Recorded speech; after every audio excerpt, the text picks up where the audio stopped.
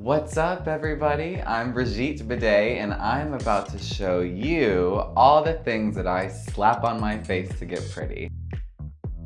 This is a drag queen's secret weapon. It's the NYX Glitter Primer Base. This is great for applying glitter anywhere you need it to pop. This is a controlled chaos moment.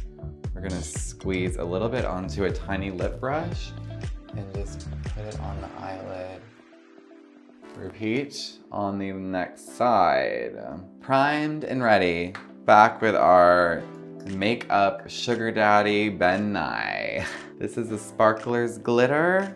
It is brilliant. This is a way to really give them that disco ball pop, especially on the eyelids. Look at how that is just like multi-dimensional and brilliant.